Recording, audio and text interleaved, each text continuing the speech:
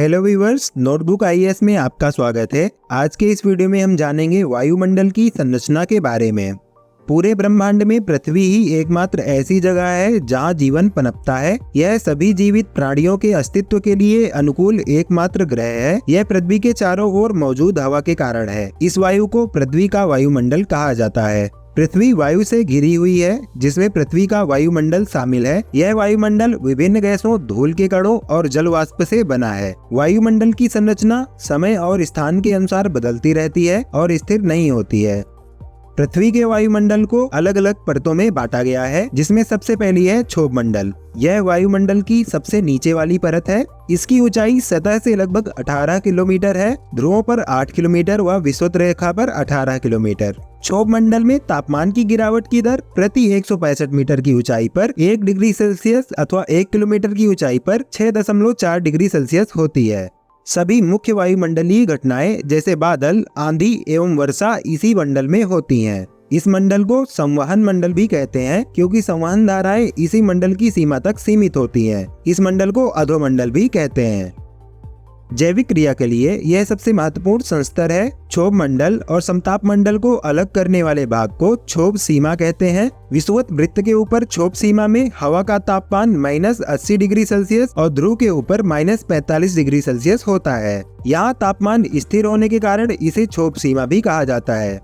दूसरा है समताप मंडल। समताप मंडल 50 किलोमीटर की ऊंचाई तक है। समताप मंडल की मोटाई ध्रुवों पर सबसे अधिक होती है। कभी कभी विषुवत रेखा पर इसका लोप हो जाता है। इसमें मौसमी घटनाएं जैसे आंधी, बादलों की गरज, बिजली कड़क, धूल कण एवं जलवाष्प आदि कुछ नहीं होती है। इस मंडल में वायुयान उड़ाने की आदर्श दशा पाई जाती है। कभी कभी इस मंडल में विशेष प्रकार के मेघों का निर्माण होता है, जिन्हें मूलाभ मेघ या मदर ऑफ पर्ल क्लाउड कहते हैं।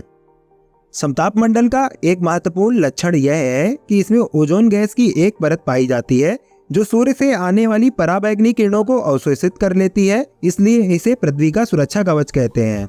ओजोन परत को नष्ट करने वाली गैस CFC यानी क्लोरोफ्लोरोकार्बन, जो एयर कंडीशनर, रेफ्रिजरेटर आदि से निकलती है। ओजोन परत में क्षरण CFC में उपस्थित सक्रिय क्लोरीन के कारण होती है। ओजोन परत की मोटाई नापने में डाप्सन इकाई का प्रयोग किया जाता है। कुछ विद्वान ओजोन मंडल को एक अलग मंडल मानते हैं। इसकी ऊंचाई 32 किलोमीटर से 60 किलोमीटर के मध्य मानते हैं। इस मंडल में ऊंचाई के साथ तापमान बढ़ता जाता है। प्रति 1 किलोमीटर की ऊंचाई पर तापमान में 5 डिग्री सेल्सियस की वृद्धि होती है। तीसरा है मध्यमंडल। मध्यमंडल समताप मंडल के ठीक ऊपर 80 किलोमीटर की ऊंचाई तक फैला है। इस संस्तर में भी ऊंचाई के साथ साथ तापमान में कमी होने लगती है और 80 किलोमीटर की ऊंचाई तक पहुंचकर यह 100 डिग्री सेल्सियस हो जाता है। मध्यमंडल की ऊपरी परत को मध्य सीमा कहते हैं। चौथा है आयन मंडल। आयन मंडल मध्यमंडल के ऊपर 80 किलोमीटर से 400 किलोमीटर के बीच स्थित है। इसमें विद्युत आवेशित कण पाए जाते हैं, जिन्हें आयन कहते हैं तथा इसलिए इसे आयन मंडल के नाम से जाना जाता है। आयन मंडल में ऊंचाई बढ़ने के साथ तापमान में वृद्धि शुरू हो जाती है। इस मंडल में सबसे नीचे स्थित डी लेयर से लॉन्ग रेडियो वेव्स एवं E1, E2 और F1, F2 परतों से शॉर्ट रेडियो वेव्स परावर्तित होती हैं, जिसके फलस्वरूप पृथ्वी पर रेडियो, टेलीविजन, टेलीफोन एवं रडार आदि की सुविधा प्राप्त होती है। संचार उपग्रह इसी मंडल में अवस्थित होते हैं। अंतिम है बाह्य मंडल। आयन मंडल से ऊपर के भाग को बाह्य मंडल कहा जाता है। इसकी कोई ऊपरी सीमा निर्धारित नहीं है। इस मंडल में हाइड्रोजन एवं हीलियम गैस की प्रधानता होती है। इस मंडल की महत्वपूर्ण विशेषता इसमें ऑरोरा ऑस्ट्रेलिस एवं ऑरोरा बोरियालिस की होने वाली घटनाएं हैं। ऑरोरा का शाब्दिक अर्थ होता है प्रातःकाल, जबकि बोरियालिस और ऑस्ट्रेलिस का अर्थ क्रमशः उत्तरी एवं दक्षिणी होता है।